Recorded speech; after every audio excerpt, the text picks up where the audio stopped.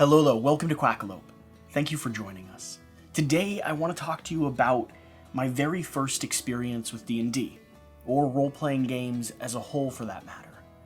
What captivated me about them, what that first journey was like, and why in a lot of ways they are to blame for everything that's here on this channel.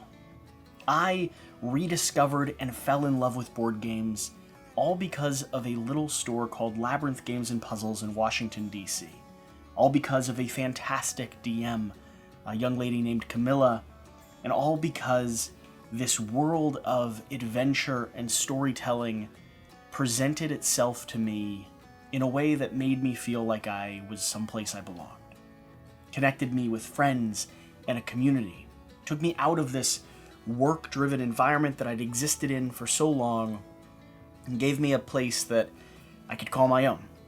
A place to be creative and collaborate and celebrate storytelling and imagination. I want to have a conversation with you about RPG games, about what they mean to us as a community, as individuals who play them and invest in them, not only resources but also time and friendships and experiences. So as I tell you my story, I'd love if you'd think about your own and leave a comment down below. I'd love to have a conversation with you. Let's make that a little living space where we all talk about how we came across D&D or another RPG system. Did you grow up playing it? Are you a DM or a player? What is some of your favorite stories and adventures you've been on? Tell me something memorable. I cannot wait to read your responses. Those are the elements that I find so fascinating about this community. The parts and pieces that I absolutely love. And so in this video, I'm going to do my very best to share with you my own story, right? My own path to RPG games. And then I'll also pose the question to you at the end of the video, what other types of RPG content or storytelling or elements would you like to see here on the page? I'd love to branch out into this zone. It is kind of my second love, like adjacent to this board game world that I have, and I haven't found a good way to bring it to the channel yet. I've done some shorter videos about upgrading your D&D games or playing D&D with only a quarter, where I taught my nephew how to experience collaborative storytelling with a simple yes or no mechanic. Just flipping a coin and having it land heads or tails, yes or no. Focusing on the story as the main element of what you're doing. But outside of these conversational videos, I still don't quite know how RPG and my love for it fits in this space. And it's something I'd like to figure out. So I'm inviting you to collaborate on that journey as well. Whatever the case, though, I have a habit of talking and rambling on, and some of you like that, but some of you have said, just get to the point. And I am not always the best at that, so I will take a little break. And I figure I will do my very best to get to the point. I have my note card off to the side, helping me remember the things that I think are important to tell. Before we get into all of that, though, this is a little bit of a unique video. This is the first video we've done that is sponsored by a Kickstarter project that is not a direct how to play or preview or prototype of a game. Instead, the Deck of Many, who produced the Deck of Many animated spells, the Deck of Many things, and Humblewood, asked for me to produce some videos around RPGs. Things that would benefit and engage the community, and also give them a shout out about their cards. Cards that I personally own that I cannot wait to utilize in future and current RPG sessions, and cards that I have absolutely no problem telling you that if you're interested in them and you back them, you will not be disappointed. These animated cards are the highest quality animated sequences I've ever seen. I remember when I first unboxed them, I sat there and the entire unboxing video just fell into me going, holy cow, because everyone is so transfixed and unique, and I hope I can display and communicate that through the B-roll.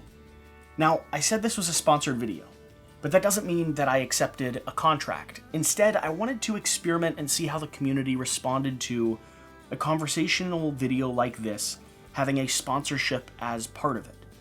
And so what I asked from the Deck of Many was for them to send me a few decks of their cards to give away to some of my Patreon members.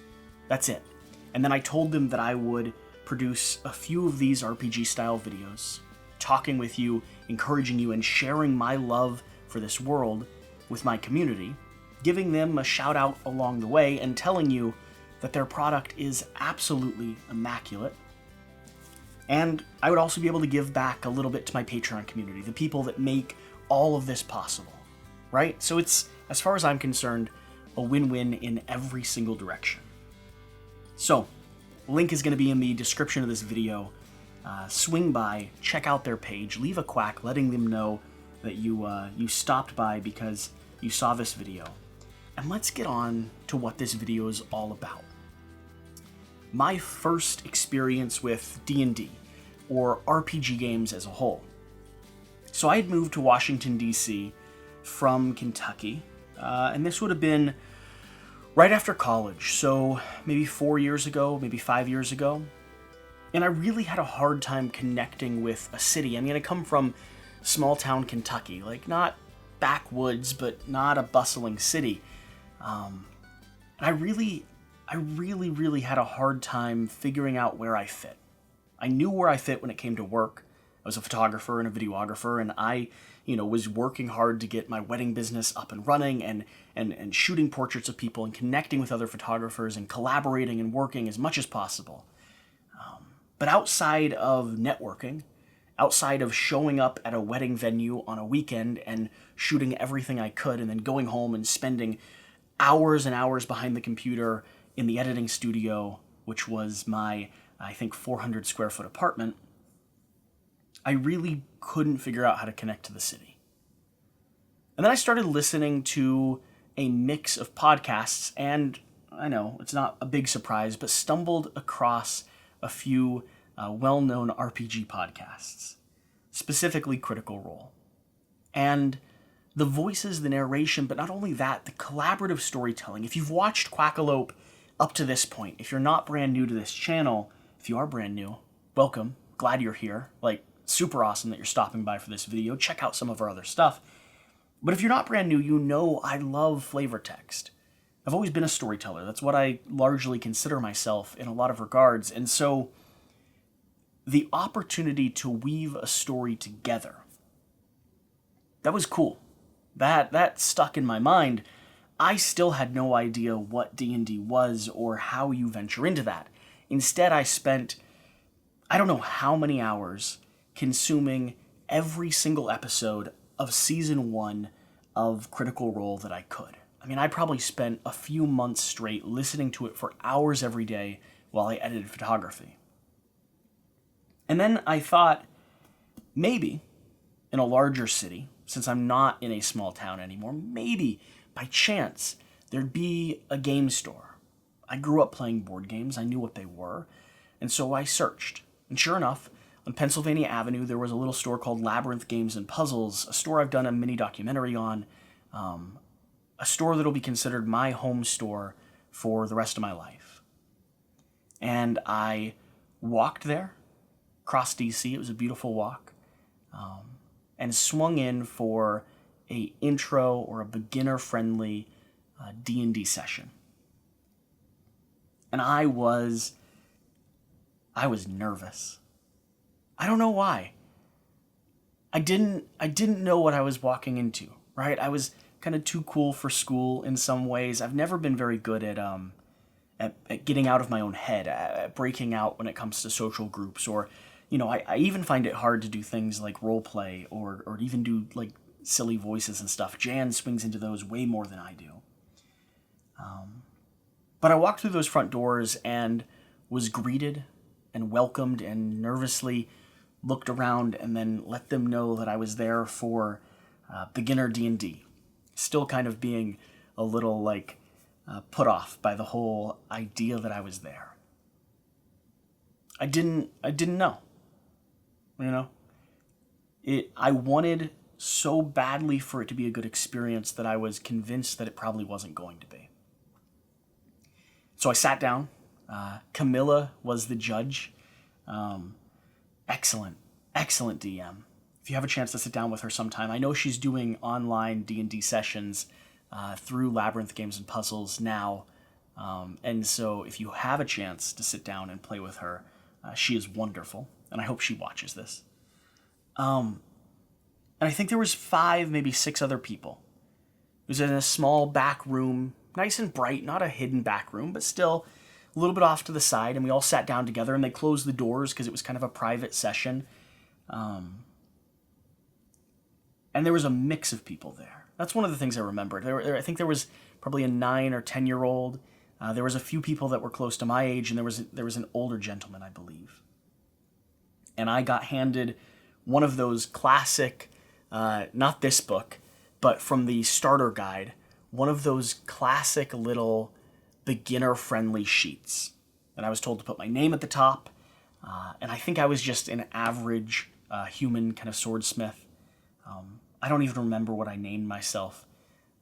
I'm real bad at names, so probably something just, nowadays it's only Quack. I have one standard, and that's that. And then we started playing. And I'll be honest, the first session, I couldn't quite get into it in the way that I could now. But I could see what was there, right? And that's the difference. I got to sit around and listen to people direct and control their characters, and I had a DM that knew how to respond, knew how to engage and swing with the punches. I remember there was this one scene, so in our very first session, we started off by going down a river, and suddenly a cavern opens up underneath, and all the water floods down into this black silhouetted space, and we start having to find our way out of it. And we come to this bridge with a giant stone sculpture, I believe holding like a sword or something over top of this archway, and instead of going the direction that the rest of us wanted, the young boy decided to sprint his character down and start climbing upon the statue. And that was so out of what we intended to do as a group, what we'd agreed to do as a group, that first off, I was a little frustrated. I was thinking, well, this isn't the story we were telling. And then Camilla responded, welcoming and friendly, and it was a whole new set of challenges, and everything started veering off course. I believe the statue started to fall, and the bridge started to crumble, and then goblins were scurrying up the side banisters, kind of coming up onto the edge of the archway. And I remember all that, or at least my version of that, because D&D allowed me to tell and visualize and picture a story in my mind. And that was cool. There was something about that collaborative storytelling experience that it just hooked me. And I thought maybe more of this could exist. So the very next things I did is I connected with 2 of the people that were around my age that were playing, and we launched our very first D&D group. And about a month later, we were meeting for our very first session, and I was the DM. And I love being the DM. I love being the DM more than I love being a player when it comes to D&D and RPG games at this point. Weaving and responding and addressing the puzzles that people are presenting to you. It's like a game that you're playing, mapping out this narrative that you're trying to tell, but also spinning with the punches, being able to think a little bit quicker, have an answer for whatever your core team does. I find that game probably one of the most satisfying things I've ever done in the gaming space. And then I launched a second group. And so by the time I had finished, I was running a D&D session every week with 2 alternating groups twice a month. One of them was a core group, one of them was one that we were running where I was building and working and developing the campaign, and that took hours a week. And I invested in piles of products. I mean, I'm kind of an all-or-nothing type of person, so I had the player mats and the felt-tip pens, and I had the RPG cards and notebooks for every player when they arrived, and all of the printed sheets, and I believe one of my players didn't have the money to get a core book, and so I had all of the documents they needed and even handed off my books to make sure they were ready to sit down and play.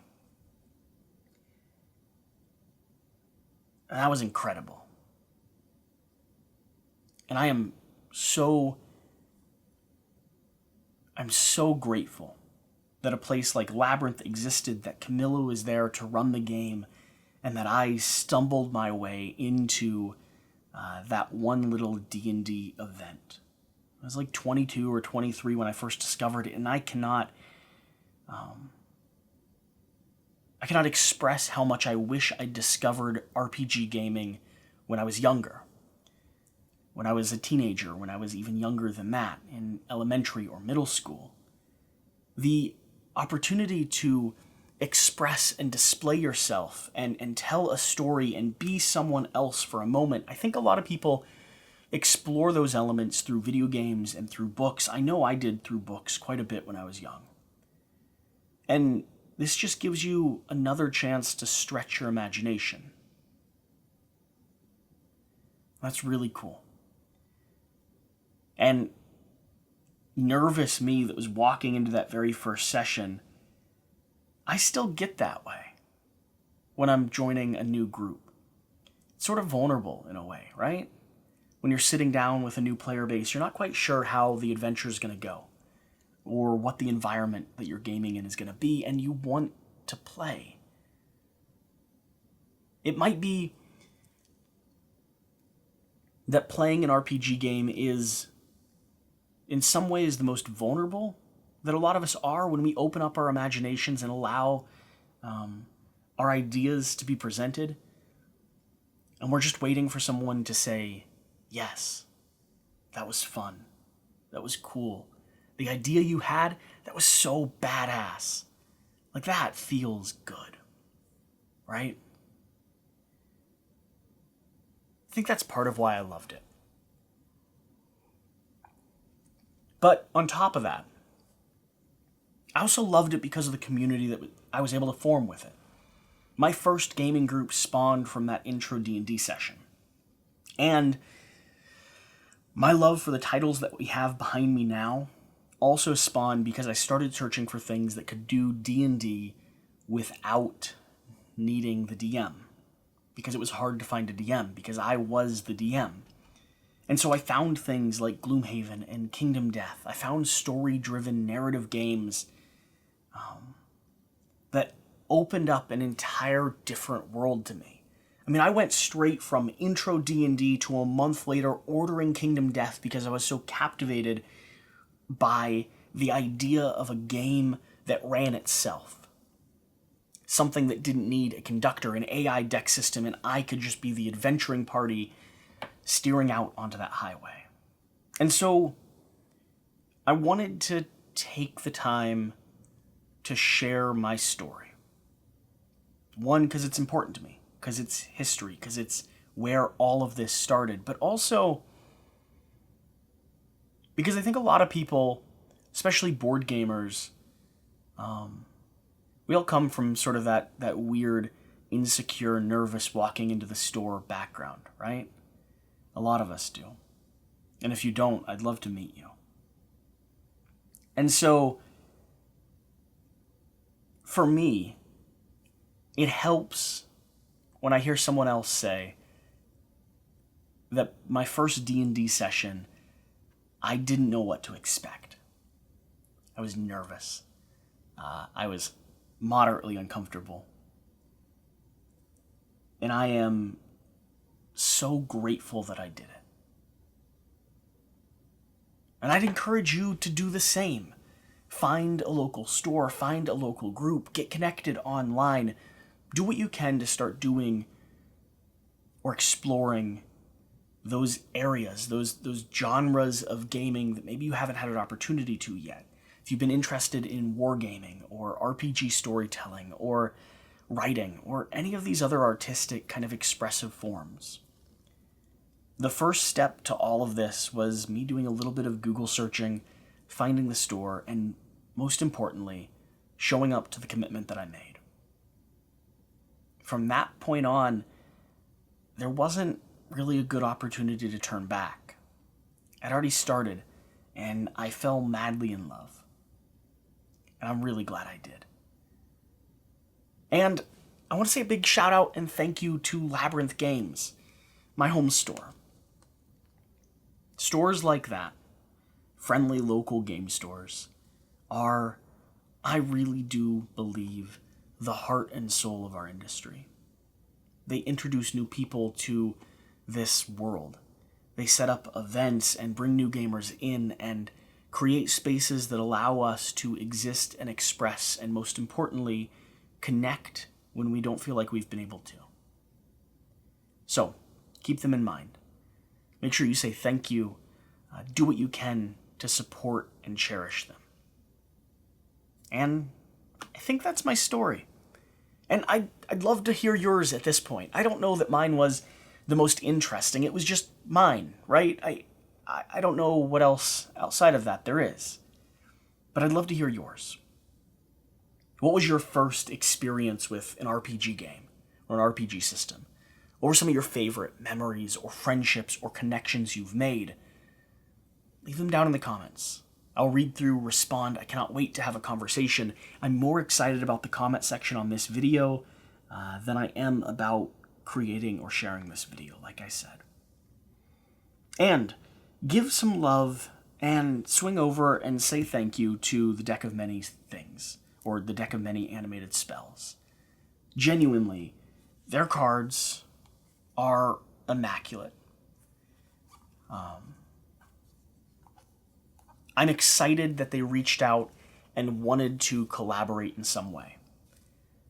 And I thought that this would be not only the most appropriate, but the most effective way to be able to share stories that I want to share, give back to the people who are supporting me, and shout out and highlight a company that produces some of the best assets I've ever come across.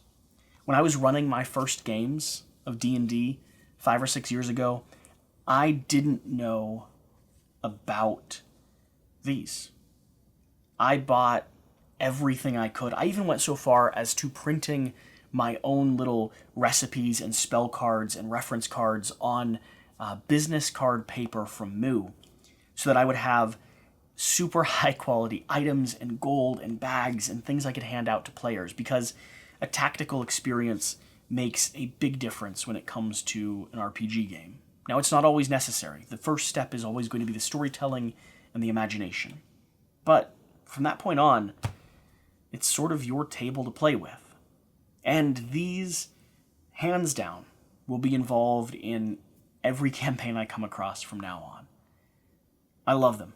I think they not only provide all the information you need to get up and running and have your spells on hand, but the visuals of them let you imagine and engage with exactly what you're doing as a spellcaster or a mage or a druid or any of these other magic users. So, all that being said, once again, thank you for being here. Thank you for watching. Please, don't forget to leave that comment down below. Whatever you do, remember to do the important thing. Get out and play some games. We'll see you next time. Thank you.